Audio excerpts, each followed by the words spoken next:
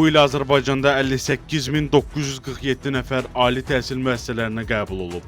Dövlət İmtahan Mərkəzinin məlumatına görə, ali məktəblərin müsabiqəsində ümumilikdə 87.146 nəfər iştirak edib. Qəbul olunanların 28.108 nəfəri dövlət sifarişi, 30.522 nəfəri isə ödənişli əsaslarla təhsil almaq hüququ qazanıb. Qəbul olunanlar arasında 4000-dən çox subbakalavr da var. Abituriyentlər müsabiqə nəticələrini Dövlət İmtahan Mərkəzinin rəsmi internet saytından, həmçinin 7727 nömrəsinə, iş nömrəsini və ya 7 rəqəmli kodu göndərməklə öyrənə bilərlər. Ali məktəblərə qəbul olunan şəxslərin qeydiyyatı yalnız my.gov.az portalı üzərindən həyata keçiriləcək.